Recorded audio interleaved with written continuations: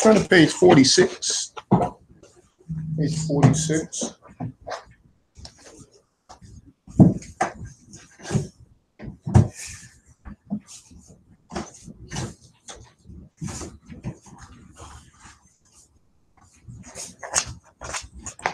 Are you enjoying 2 Samuel so far? I mean, it's a great way to look at ourselves in the light of David, and it's just he's a wonderful character. Very dramatic. Lots of drama. We talk about David a lot in the ministry. He's just a well-known character.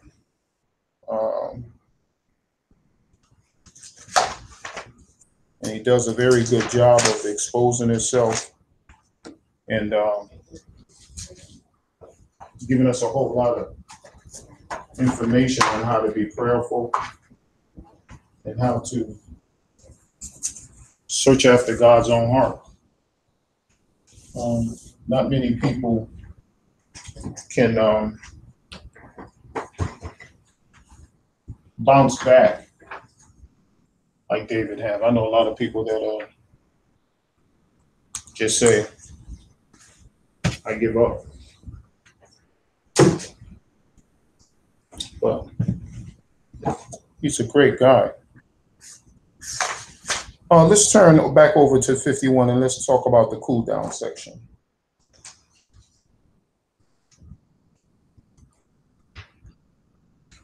So far, what has happened? What has happened in this finding God in the midst of tragedy? Somebody tell me what was Psalm 51 like? What is Psalm 51 about? 51. Okay. What was that all about? That's David took Nathan's wife, Bathsheba, and he took her as his wife and sent her husband to war, a forefront of the war, so that he would die. And then Psalm 51 is his repentance. He's sorry for his sin. His first son died, and basically the prophet told him that this sword will never leave his house. So he's going to be suffering for his sin. And that's what happened. So his first son died. Then his second son died, killed by the other son because he raped his sister. So lots of death.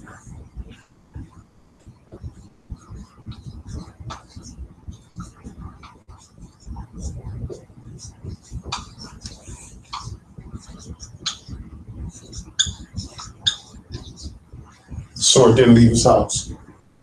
His sword never left his house, no. Yeah, sword didn't leave his house. So we have difficult seeing God in the midst of tragedy. We can rest assured that he is in the same place he was when Adam rebelled in Eden, waiting to cover his sins. How was that finding God in the midst of tragedy? He ended up being king, and then he ended up helping Jonathan's son to come back to the kingdom. So Jonathan was his best friend, and he felt bad for the son because he was out in the land of barren land, and nobody knew him, and he was suffering. So he took him. What's wrong with covering sin?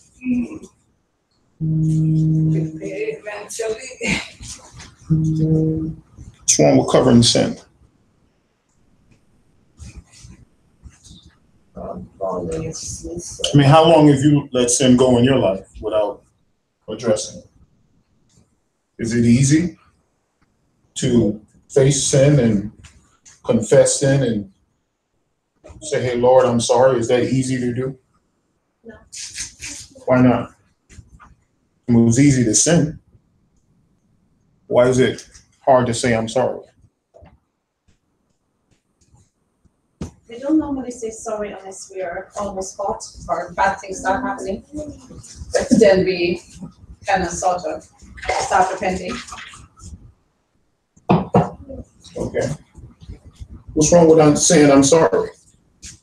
What's wrong with that? You're admitting guilt. You're admitting guilt. You're admitting guilt. I mean, you gotta, at some point, right, face wrong, correct? Right? At some point, you can let it go for a while, but it's gonna haunt you. And when you're wrong, right? I mean, we quick to do things, and it's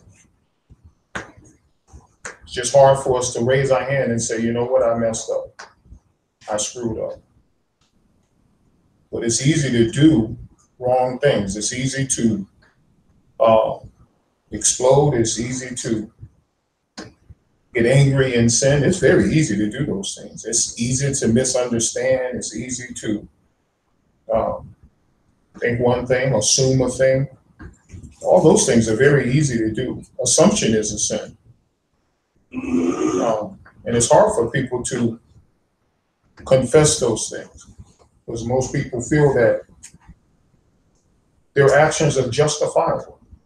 You know? Pride also causes a lot of us not to say sorry. Pride is a factor of that too. Okay. You have this pride, you feel too big to say sorry. And that alone is a sin. Pride is a sin. Pride always comes before the fall. Yeah. And we can get caught up in a lot of things and bam, there it is. And it's a mess.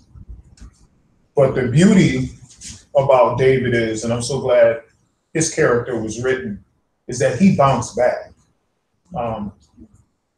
It's very hard for a lot of us as Christians bouncing back. We justify why we did what we did. We partially apologize. You ever get a partial apology? Mm-hmm. You know what those are like? You know, Yeah. you can tell that the person really didn't mean it. Yeah. You know what I'm saying? But they're just saying I'm sorry because they know they should say it. And you know, a couple of days later, a couple of weeks later, or a couple of months later, they're right back to the same old routine. So that's a partial apology. It reminds me of the president now. Especially when it have a voice. Yeah, I'm going to do what's right today. Today. Tomorrow when I wake up, that's a different story because it's another day. And, you know, the Bible speaks of, this New Testament speaks of how we should conduct ourselves among one another, that we should love one another, be truthful with one another, you know, be Christ-like to one another. Because in doing that, we're able to show the world how legitimate we are. People can tell when you're phony. You may not think so. People can tell when you're phony. Everything about you shows that you're phony, especially your word. And most people that come up and are very brand new to a relationship do more watching than they do talking. And they watch and see how we react with one another. And the best part about my man David is he got that spiritual part right. I mean, other things were a mess, and you know, it's just that it was a mess. But boy, he got the spiritual part right because that's what himself and Israel needed. He needed to get some things right. He needed to get that Ark of the Covenant back. He needed to get that worship going. And he needed to get that law implanted back in the hearts and minds of people so they had something to gauge themselves by, a standard by which they had to meet, and a God that they had to please. I mean, all those things work with Christianity every single day. And, you know, it's very easy to get sidetracked. I mean, why did Adam rebel in Eden? Why did he rebel? What was the draw to doing wrong in the Garden of Eden? Was it an absence of what? Or is that even a valid question? You got everything at your disposal. Everything is going fine in your life. There's absolutely nothing you need to worry about. The only thing that kept bothering you is what someone told you not to do. I mean, everything is fine. I mean, the man didn't have to worry about nothing. Matter of fact, Adam didn't even have to worry about a wife. Adam had a relationship with God until God made Eve. So Adam really didn't see anything that would make him rebel, because God definitely don't act like he don't have no sense. The animals did everything that Adam told them to do. He named them. So they were subject to him. So there was nothing there until God told him what he should not do that had him, that whole rebellion thing came into picture. So how do we control that? How do we control rebellion? How? I mean, you face it, I face it, everybody in here face it. So how do we control rebellion when we have the Holy Spirit dwelling inside of us? Because we can definitely erase these characters off the board here, and we can talk about us. Like I said in the sermon a couple of Sundays ago, if God allowed each one of us to see before we left this room what each one of us did today, we wouldn't talk to one another. What each one of us thought, the intents of our heart, we wouldn't talk to one another. We'd be so shocked and so surprised. We'd be very, very judgmental. So how do we control rebellion? Now, I mean, David's house was full of that. It was full of that. Every time he turned around, something was going on, and it was going on. It was through the roof. David's issues wasn't like yours and mine. David has some very, very serious issues. And talking about managing problems, his household was a mess. You think your kids are crazy. David's kids took it to a different level. You think your kids don't listen. Your son want your wives in your kingdom? That's like a Hollywood movie. Son walk up and tell you and stand up in your face in your own kitchen and tell you to be quiet. That's a Hollywood movie. Same boy that was raised in your house now requires, and did, your kingdom. He wanted your kingdom. That's rebellion like none of us know. So how do we deal with that? How do we deal with that as Christians? How do we deal with that rebellious spirit? Because it's a fact. It's a fact in every church. In every church, we have a problem with that thing when it comes up. And we're from Adam. We're genetically tied to him. So how do we do that? How do we handle that part of us that want to just be bad? No other way to put it. Christians struggle with this. It's the old man that we hit with the shovel and try to keep him down there below the ground so he don't surface up. Does that mean it'd be two of us then, not one?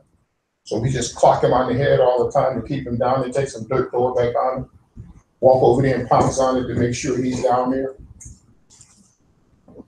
Derek? We're naturally rebellious, because I look at Lily has been rebellious from the beginning. So it's like you're born rebellious. So I think what happened to us as we get older, it's called learning from our mistakes.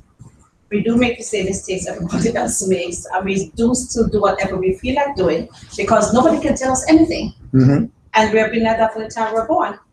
As a little child, you stop doing certain things because of the punishment, right? And as an adult, you stop doing certain things because of the punishment also. So some people, I had a sister who, she could handle the punishment. So she did whatever she wanted to regardless, because she said, oh, I can tolerate the punishment, so no big deal, I'll do it again tomorrow. So we do that as adults too. Some people can't tolerate the punishment and they still do it because they can't tolerate it. The ones that I think truly repent and stop doing certain things because they really honestly cannot tolerate it. Because if you can tolerate it, you're going to do whatever you feel like doing, and you're not going to care.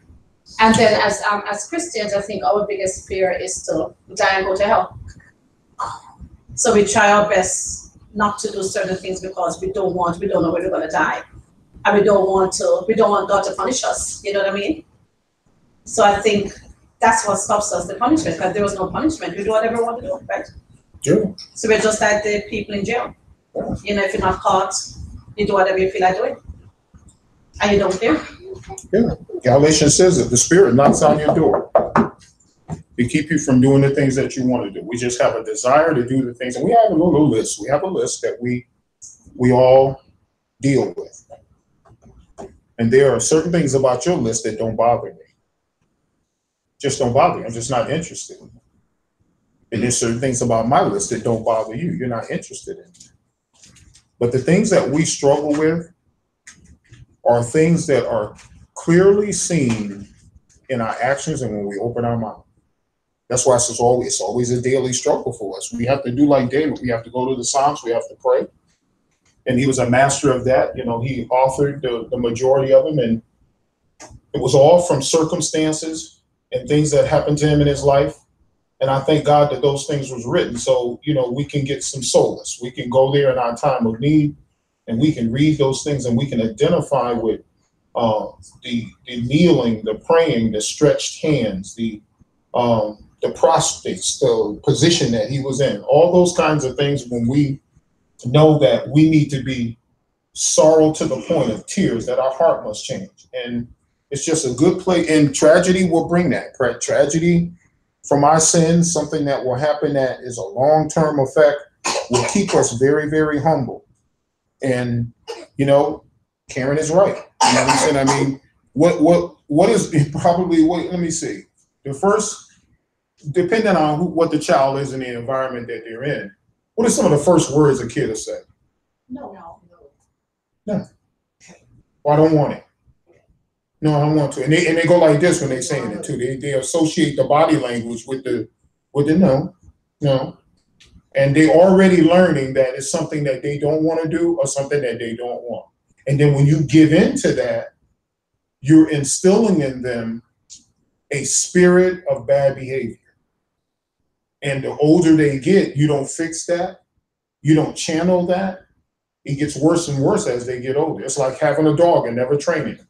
You do what he want to do in the house. And when people come over to the house, he go crazy because you never train him to respect you and people that come there. So he's just going to be a dog. It's like a child. If you don't train a child, when other children come over, what kids do? 7-year-olds going to be 7-year-olds, right? 10-year-olds going to be 10-year-olds. It's unfortunate that adults try to make children act like adults when adults and other kids are around. That's impossible. A kid see another kid, that's their peer level. They're going to act crazy. They're going to do things. They're going to laugh. They're going to say stupid things. Kids going to want to play with your stuff. They're going to go in and if you don't say, hey, look, you know, I can't do this and can't do that, they're going to just do it because of, you know, just because. So, you know, it's in there. It's a behavior that we all struggle with. And as we get adults, it put on adult things. And at times, we don't care. We don't care who we hurt. We don't care who we talk about because it's about us. And we're dead serious about that. And, you know, if we have a low self-esteem as an adult, we get around some people that we can rule, run, and we shine. It's horrible. It's horrible. So it's unfortunate, but it does happen. It happens to the best of us. But thanks be to God, we all can rebound. We all can rebound. All right, first question here says, have you ever had to stand before a crowd and teach after a tragedy?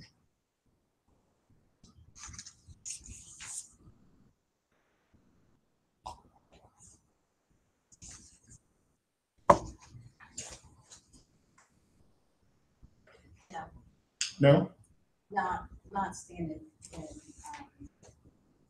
teach before a crowd after tragedy. I think sometimes, and many times actually, you know, when the tragedy has happened to someone you know or a family member, things like that, you go and, you know, at that point, perhaps speak one-on-one or to a couple of people, but I've never had to speak to a crowd of people. Okay. Anyone else? But there's also the tragedy like what happened at the school shooting or Sandy Hook and those kinds of things. And I know many of us have talked to people, maybe do a Bible class or something like that and talk to them after such a tragedy.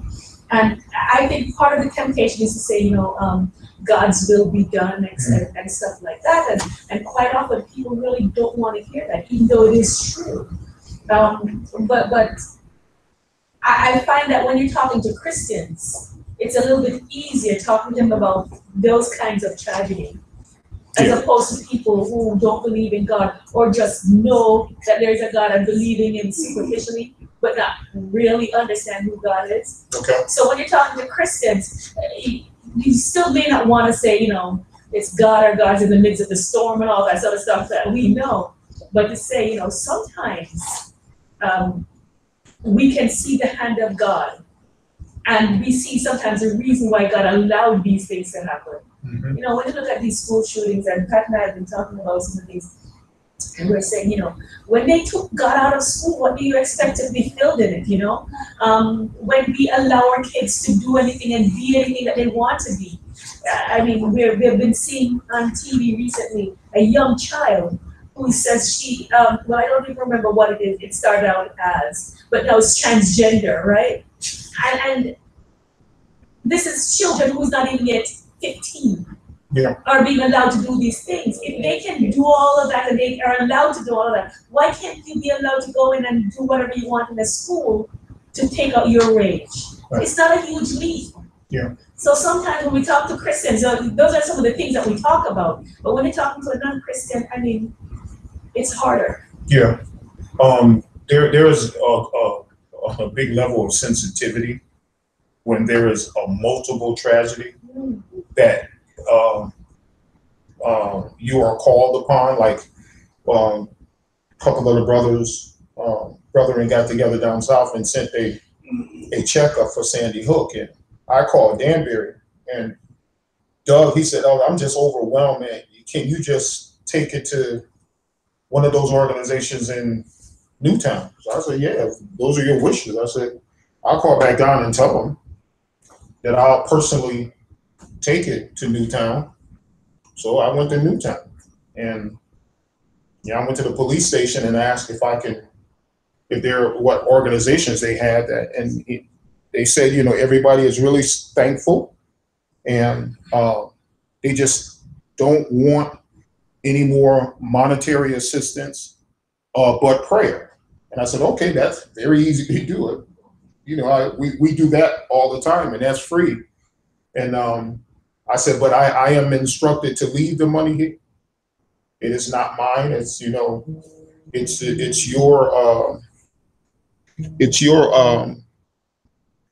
money. And so you tell the organization that is spearheading this money over the families that there is some more money. And I said, I'm gonna leave it here. And that's exactly what I did.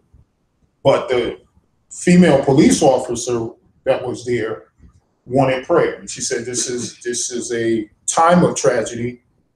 And I don't have a particular faith, but it's good to hear from God. So, in a worldly sense, you be sensitive. It's very, very unsensitive for you to walk in and say something that is very, very off the wall, that may be true, that is true, but that's not the right time. And, that's basically the question, what did you say? In a time of a tragedy, what did you say? If someone lost their child, if you in a community, a neighborhood, and one of the kids went away to service and that child was killed in battle, what do you say? Of course, your neighbors know that you're a Christian, but what do you say? You know what I'm saying? how you formulate, you and your wife, or you going over next door and saying, I'm sorry. You know what I'm saying? Words help. Too much words, can do some damage, but there are times when people want to hear, but you got to be sensitive what to say so people can understand your heart. Nadine is right. In a Christian setting, words are received easier. When you say words of, in another place, or this is God's will and God had his hand in this. God is watching over and watched over. Those kinds of things are easy to say in our circle, but man, those things are so confusing to a worldly person. They don't know what you're talking about. At that particular time, they're struggling to even believe in God. They think God is the reason. Why would my child die if there's a loving God? I don't know how many times I've heard that at the hospital. Or how many times I've heard that, in sitting in one of them group meetings. Well, if God is so good, look around and look at me. If God is so good, why did my wife die? Or why did my son die? I mean, those are tough times for you, Don. No, yeah, I was gonna say, and getting back to the question, because it says standing before a crowd, right? So we know the one-offs, and we know we can do the one-offs and have those conversations, but really, standing before a crowd, because there's been a lot of tragedy in the world, and I don't know many people that have stood before a crowd to say something that was comforting to them, right? Ministers do it, right? So ministers are in settings like that.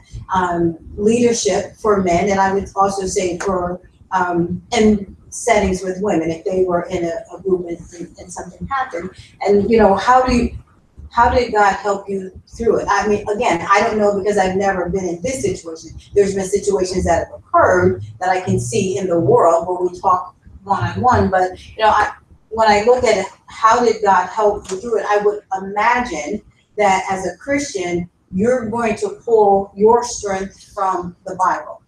And so the words that you use and the comfort you use will be the same words that God uses to comfort you. If you are speaking to a crowd, again, I would imagine that is not, they're not Christians. The interesting thing that even in those times, from what I've seen other people, and again, leadership and ministers speak to, even when you have people that don't necessarily believe in God, right? We take Stanley Hook, we take President Obama being there. It's amazing how someone in the crowd will acknowledge God and hold on to those words that have been said to them. Although we do have people, we have Christians who question, why is this happening in my family? Why does this happen? But I think the thing to me is probably, if anyone was ever in that situation, is to be consistent with the message and the delivery of God. Because anything outside of that, God is the ultimate. He is the one that's going to bring comfort after any tragedy. And so you have to, if you convey his words, you pray that they penetrate to that person, and even if not in the moment, maybe in the days to come. How did Nathan approach David, and what kind of setting was that? When Nathan the prophet approached David, what kind of setting was that? Was that public? Was that a public setting? No. What does the story say? No, he went to him privately. Hmm? Okay. Everybody agree to that? All right. And what did David say? When he realized the storytelling was him, right? Mm-hmm. He acknowledged it, and he went and repented to God. Okay. Donna said that ministers are called upon to do this. Yes. Ministers are called to speak publicly after tragedies of all kinds. And, your training and the material that you prepare for different segments of the audience, especially for the family, because the family is looking for some spiritual support. But also, you don't want to leave the family defending what you said with their brothers and sisters or their friends and co-workers and stuff being very confused. And, we've been called upon to do that and to show some sensitivity. Our sister, that tragedy happened to her daughter in New England, and people just kept coming into church. I mean, the mayor was there. Brother asked me, what are you going to say? I'm going to let God talk. I said, there's one thing I do know. I'm not talking about the dead. Because I'm just concerned with the living. That's all. Because ain't no need in me telling you something that you already know that just happened is a fact. That person is gone. And that person, that shell that you see in the casket, is not getting up, and it's not going to have life brought back to it. So we might as well talk about life and talk about how fragile it is and how quick life is. You know what I'm saying? So in the midst of tragedy, when things like that happen, and happen like that on a large scale like that, you talk to the living. You talk to the living. Even at the repast, you talk to the living. Even when you, next week, when you go and you comfort them, when they come back to work, you talk about the living. And you try to get people connected in the midst of tragedy, to people to help, to groups and stuff like that, because it's tough. It's tough. Tragedy, losing a loved one through a tragedy is tough. Don't expect people to bounce back like they're a rubber ball. And don't expect people to listen to you as if you're making sense. People have to process that. And there's a mourning period that people go through. Some people mourn for years, before they can come out of that. Some people have to get group therapy and help before they can even start talking to folks. Deb? This situation, if I'm just bringing this story, if one by one, if someone comes and says what I did wrong, I'll be mad. Definitely. That's why Nathan didn't say exactly what he had to say, but he made something, there's a graphic, some kind of, story. And he was so angry. Who is that guy? Who did this? The scenario is a little, you understand that, right? So what I'm trying to make this about this question one is, if really at the same moment when the tragedy happened and you trying to go say something, definitely people not gonna listen to you. If you're really popular, and really you are the one who people all know, then something you said sorry, then it's make you can make people calm and you say something, but you cannot go and say, hey, God said this and that. You get, stoned or something, They get hurt, right? Yes. What I'm trying to say is this is the Obama went there because of that. The scenario was hard. There was a security, everything. That's not a situation, is what we're talking about. Mm-hmm. I'm talking about this, about Joe. He lost his whole family. And these three guys, his friend, came trying to control him. Mm-hmm. Not just we can't go there. Even the people, whoever is, either religion or non-religion, we can stand. The God never kill anyone. God don't kill. Mm-hmm. Just the devil gets that power. That's all. When we go Job 1, why devil can go with God, talking to with direct God, and God had that, confidence that my man Job is that much, confidence that he never refused me. He can neglect me. He can do anything. He never refused. He will always, bow down. He is my man. That's much confidence. But his family, what about his family? They all gone.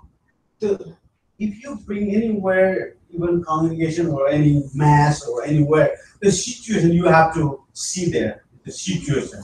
If you can control situation, then you can. Other than you might get hurt. I can't tell that's all, right? It was, you have a very, very interesting point.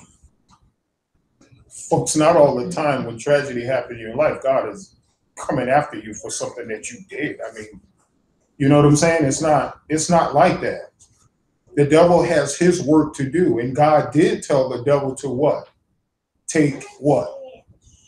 When it came down to Job, what instructions did God give the devil? Everything but his what? live life. So together. did the devil do what God told him to do? Yes. And so when his friends came along, the friends had a conversation based on who Job was. You had to do something wrong. Just imagine the character that Job had. God said that Job was the best person at that particular time living, correct? It wasn't about what Job didn't do. It was about God telling Satan, this is one of my own. And that no matter what you do to him, he's not going to curse me. Devil said, well, wait a minute.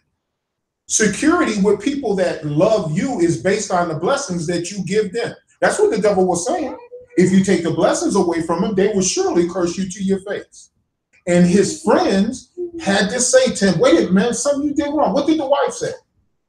First off, and Wife said, baby, come on. Let's get this over with. At that point, she lost all children was gone. The wealth was gone. Come on, man, you had to do something wrong. Go ahead, get it over with. I mean, just because you're going through some things in your life, don't mean that God is the corporate of that. God, hey, look, in Daniel chapter 10, 21 days, hold on. There are some things about you and me that God expects us to do like this. Zip it up and wait on him. God is never going to forsake us and nothing is going to happen to us while we're in the arms of God. I'll be there. I'm busy. I'm busy with a Christian who's not as strong as you are in trials and tribulation. Have you ever thought about it that way? I know you just came from the doctor's office. I know, you're crying at 3 o'clock in the morning, but I've been there for you. You and I got that kind of relationship. It's going to be all right. Every time these things happen to David's life, what did it do to David as the person? As a person in a relationship with God, every time these tragedies happen to his life, didn't it make him stronger? yeah. He wrote more. He prayed more. He recognized God more. Every time these tragedies came along, who did he turn to? God. God. So life is like that. And there are some things that we're going to do that you don't have to worry about it. God will give you the words and God will get you through it. If God send you there, he's going to send you there with power and he's going to bring you out. So don't even worry about it. Can you think of any tragedies in the last decade that were a result of God being ignored? All of them. All of them. Yeah. Nadine said you and her Patrick was talking, we took prayer out of schools. It didn't take long, did it? Did it? I mean, and all of us is old enough in here to understand that. How was schools when kids had to be silent in the morning and reflect, have a spiritual presence in those classrooms? How was those classrooms conducted? Those kids were what? Those kids knew if they got in trouble, what would happen? They get punished. They'd be punished, they'd be kicked out, they'd be sent to the principal's office. Teacher wouldn't get in trouble, right? And they knew that. When you took prayer out of school, you took the authority with it. Because now the teacher is not safe. Because the children can say anything and do anything. And that's what kids start doing, right? Kids start saying anything to the teacher. They start doing anything to the teacher. Because when they went down to the office, if they went down to the office, nothing happened. Nothing happened. Classrooms got larger. Teachers are now bombarded. And if you look at them, look at a child crossways today, you'll lose your job. And you'll get sued. So you got to be very careful what you say, because if a child go home and say that much about what a teacher said, the teacher is already guilty. During our recent tragedy, the sheriff himself said something that nobody said anything about. We have to do better in the homes. Didn't he say that? We have to. Law enforcement see it every single day. I know I have friends, relatives that have been in law enforcement. They are tired of seeing these kids do the same thing over and over and over again. You know what I'm saying? Where's the parents? You go talk to the parents. I can do nothing else. There's nothing I can do with this boy. See?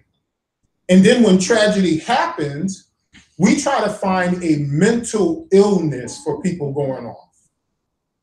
We do. We try to associate it with something because it's so bad, and it's that level of tragedy is so great that we try to find a reason why people do wrong things. We don't talk about sin. We don't talk about that. Preachers be talking about that every single Sunday. Where are the children? Children ain't in church.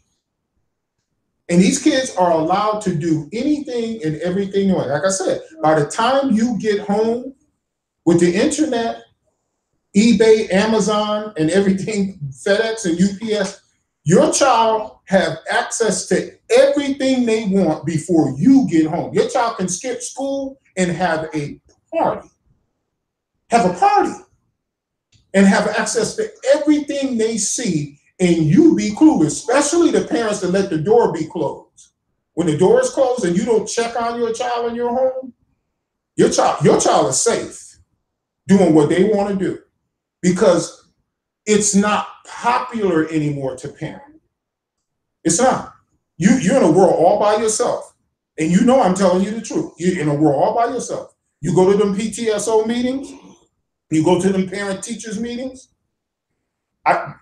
parents are defending bad behavior. Defending bad behavior, knowing full well, first marking period, that kid's done. And you know what the teacher do? Let him be noisy over there in the corner of the room, and she's teaching these kids over here. You know what happens at the end of the year because of their grade? Pass. She writes a little note for the next teacher, because teachers stick together. He's coming. Or she's coming, because girls are just as bad as boys today. She's coming. And you know what they do? They keep passing you along.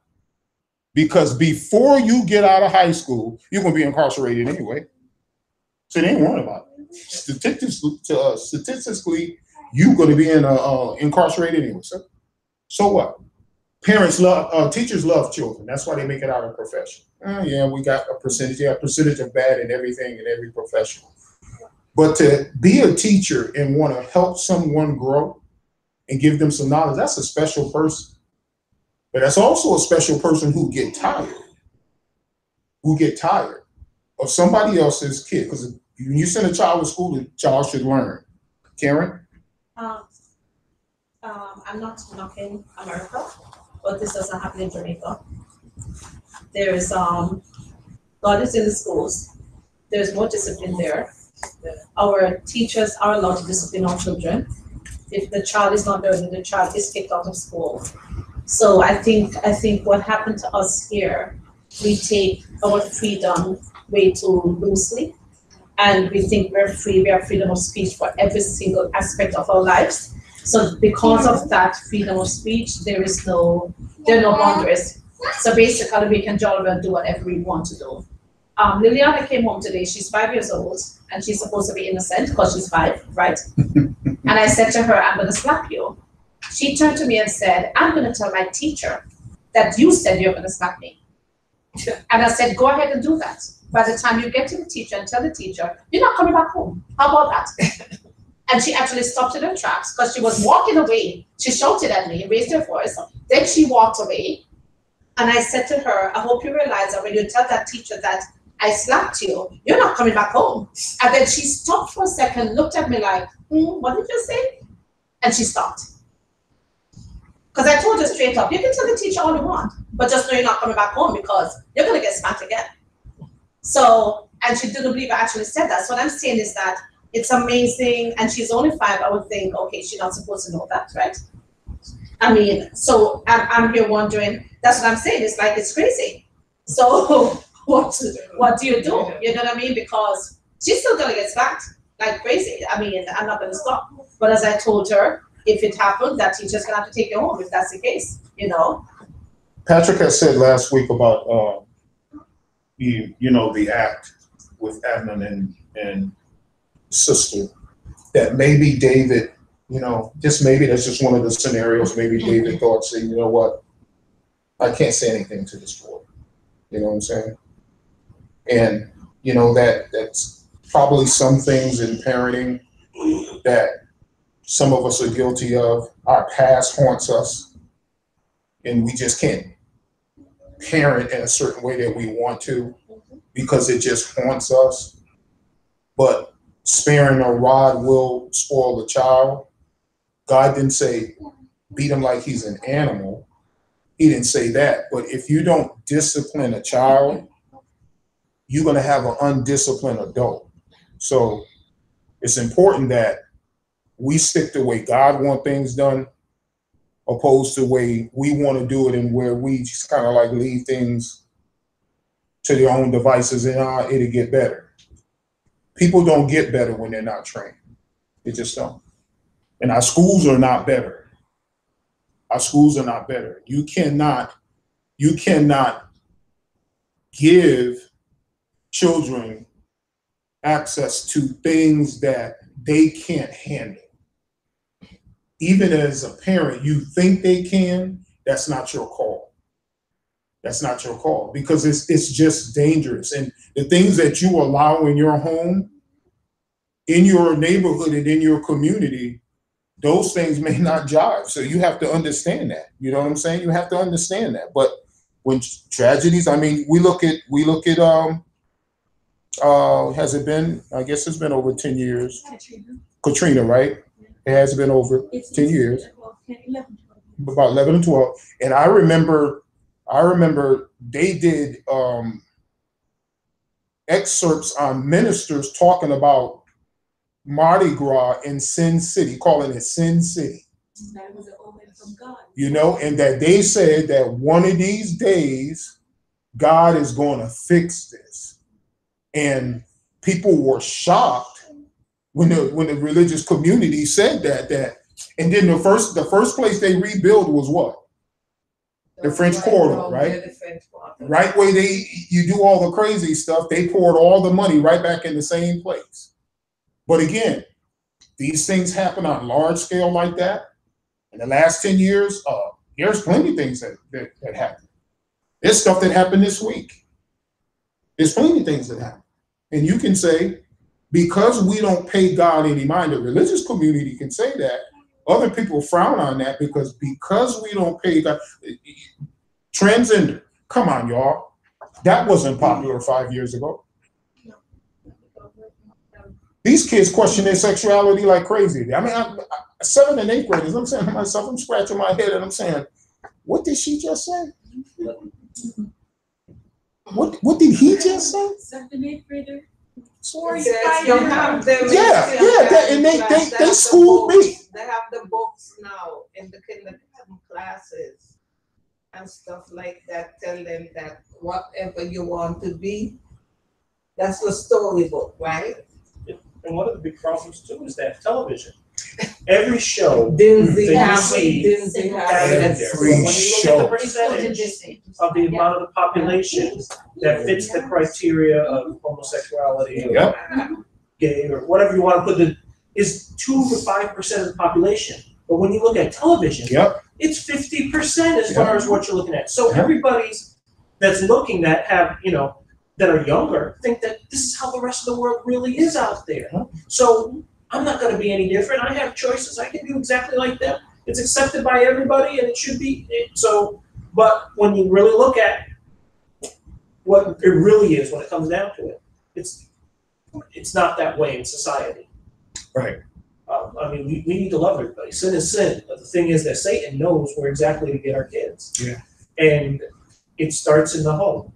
And when he gets parents so busy that they have to work 2 jobs in order to make an income, the kids are latchkey kids, the parents aren't involved in the schooling, they're not involved in their lives, then they're looking for acceptance and being able to be in learning, and they usually get it from themselves. And by the time that we realize that that's happening is usually too late. We've already lost any sense of authority in their lives. Guys, I heard parents talk about the school system and talk about bullying and stuff like that, and I just shrugged it off. When I went over to Curious School, the security said to me, he said, "Pastor," they call you Pastor in a heartbeat, "are you allowed to say something to them?" I said, "Depends on what the state mandates. I said, but I'm going to say something to them. He said, well, what are you going to do with them little fruity ones? I said, I'm going to treat every student in here with love, and whenever we go on trips, I'm going to take anybody that's part of our 18s. I have to cut the number off. Part of our 18. They're going to know my point of view, and I'm going to teach on different levels, and I'm going to look at them and understand where they're coming from. And a lot of them, the boys start acting manly around me, and the girls start acting less, whatever you want to call it.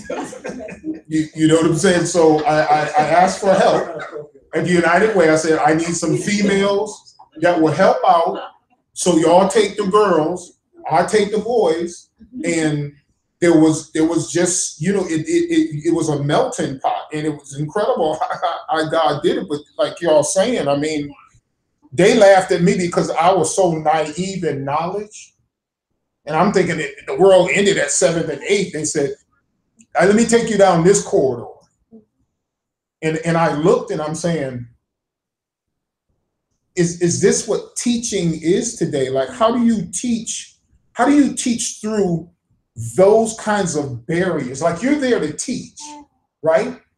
And one thing about the homosexual community, they want you to know that. I don't know why they want you to know that. You know what I'm saying? Like, I don't go around saying I'm heterosexual. You know what I'm saying? Like, I don't run around saying, oh, I'm you know, I don't go around doing this. So I said to this guy one time, I said, why you want to have that conversation with me? Like, I'm not looking at you to judge or define your sexuality. You told me your name, that's your name. But you know, why all the other stuff? Why? Because, you know, religious people always stand up on this soapbox and everything, but I didn't say anything to you. You know what I'm saying? We can be friends, and you can be whoever you want to be. I'm going to be whoever I want to be. But you don't have to take it and slap me in the face with it every time. You know how they do. You know what I'm saying? And then they tell you have a phobia, right?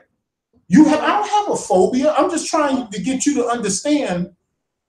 In ministering, ministers minister to everybody. They do. They minister to everybody. They don't care who you are. You don't have to walk around with a sign saying I'm gay, or I'm an adulterer, I'm a fornicator, you know, I like this and that. You don't have to walk around saying that. Sin is sin. You know, but in the society that we live in, and you know the sad part, y'all, we can't get it back. Now that it's out there, we can't reel that in. And Patrick's talking about a small percentage in America has always been the majority voice. But it's growing. You notice that, right? And once they get money, they change things. They change. When you went to the Big E and you went to the bathroom section, what did you see? They change things because they get you all wound up about having a phobia, and then it's all about advertisement dollars. It's about contributions. And once they publicly denounce you on a particular thing, the world ends. You know what a lot of them are doing? They're taking our kids. Yep. And they're fostering the kids and taking care of them. And now you have kids with 2 dads and 2 moms and stuff like that. And part of it is because the people who have God and know God aren't stepping up to the plate and doing a lot of those things. Yep. You know, so some of it is our fault. Yeah. You know, we are allowing things to linger. We think we're safe in our little cocoon, then we leave our Christianity there. And we're not even looking and seeing what's going on with the rest of the world. So. Yeah. A lot of these ministries, Nadine, in the cities get envelopes from the mayor. And if they stand on different issues that voters are standing against or for, because a lot of these politicians use top churches and cities as a platform to get reelected because of votes and everything like that. The money is held back because cities are very smart how they filter money into the community because they know I ain't coming after churches. So you have ministries that used to speak out on things on a large scale. They don't do that anymore. They just don't.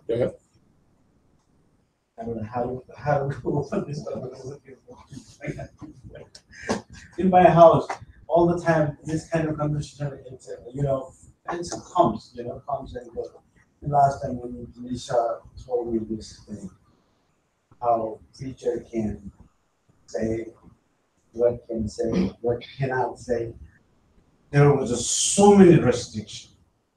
And sometimes what you said that shouldn't say, and she told me that's, so and so, that's not allowed in as this day. Meaning, if you say something that hurt somebody says that I don't, and now you get sued. If you're really popular, you get money, you're making good money, you get sued, then you get wrong. Meaning, devil is trying to, always a religion leader making community better, trying to community how to live better. But this devil trying to, shrinking, you just stay your focus, your Bible. Don't say anything more, other word than is not there. And then Denisha was telling me many things, and I was really, so Brother Ellis cannot say this and this? No. How about this? No. Yeah.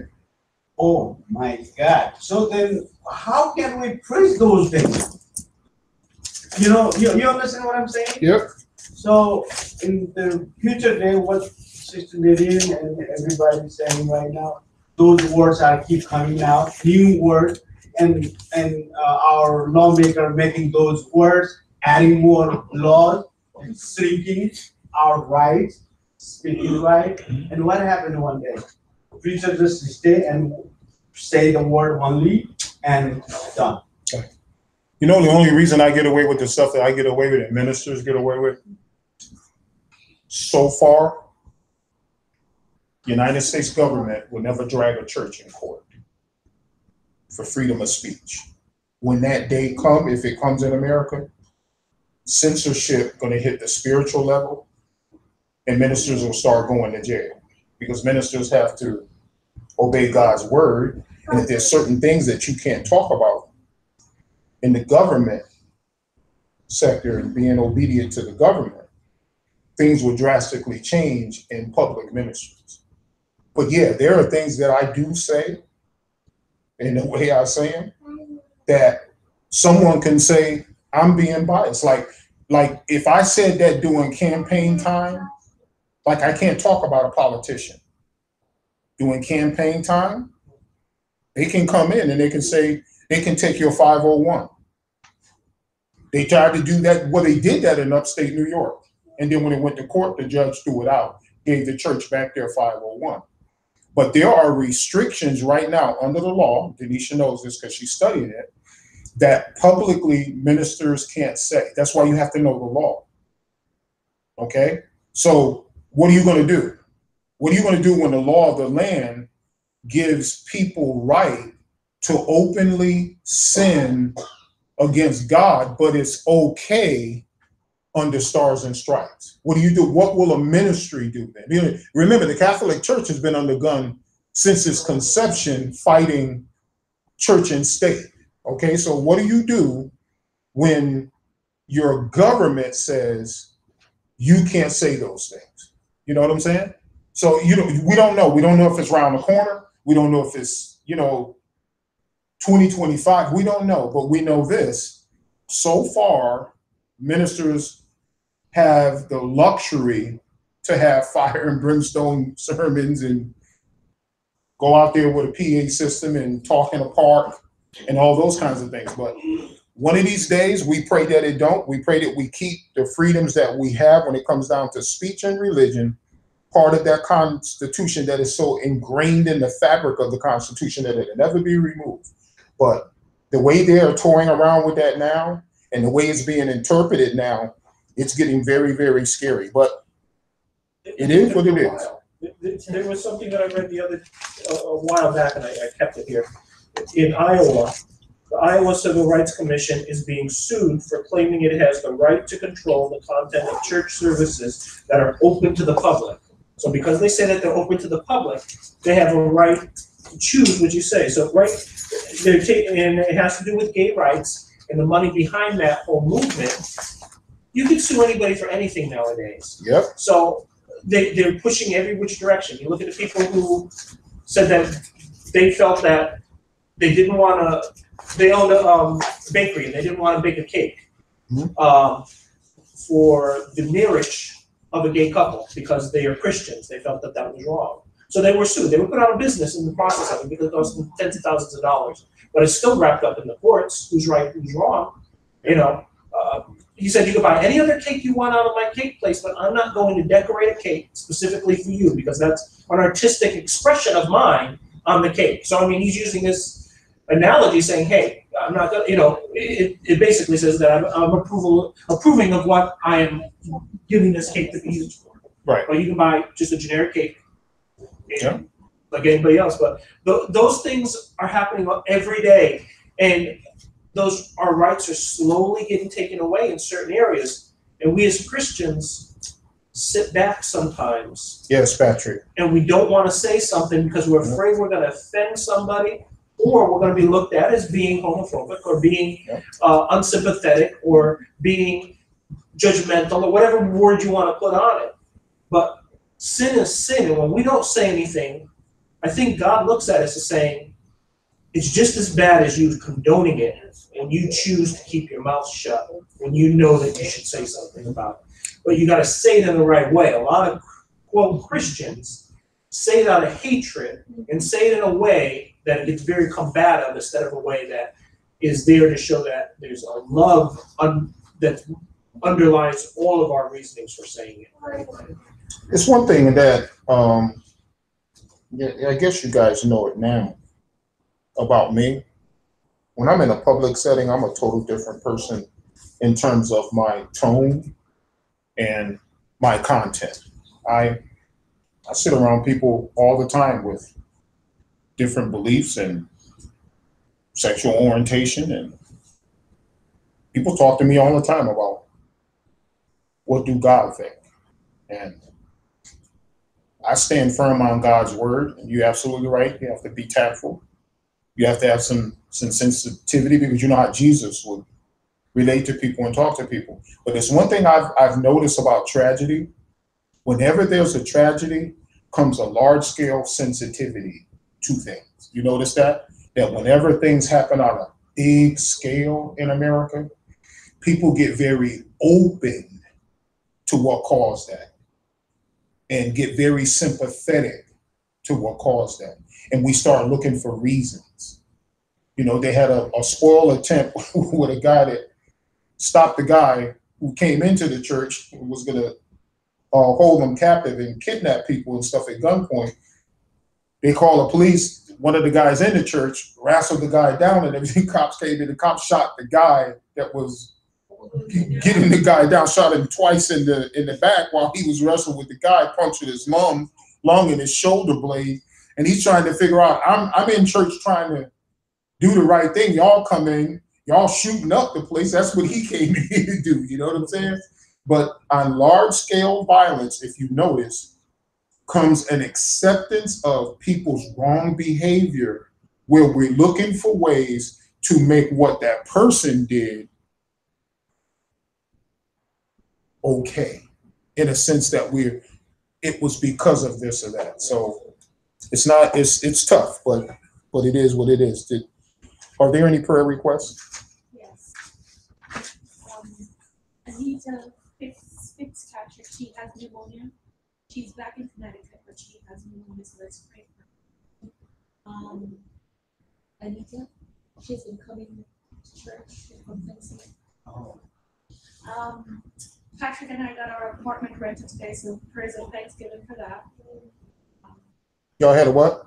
Our apartment rented. Oh, great. So it was 2 months empty, so we're happy that it's finally rented. There was one other, Tamara Tomlinson, that's Romeo's daughter-in-law. her cancer spread through her entire body. So we, just prayers that they deal with this. She's not a Christian. So the prayers that she realized her need for God before, you know. Amen. Pray for the ladies. We're leaving Friday morning at 1 o'clock. Yes, y'all are. Yes. In the store. On the highways and In byways. the store. There will be no storm when you're leaving out on Friday morning. Pray for, Sister Deborah's CAT scan that she took today, hopefully tomorrow. It will be good news. Just gonna Yeah. keep it tomorrow.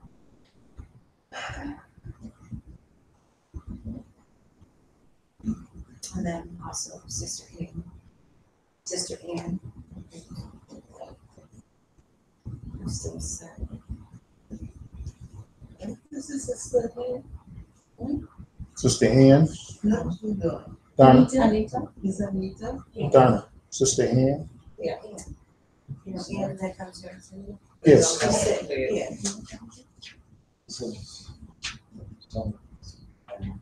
Okay. Let's talk to you later. Did you turn the thing on?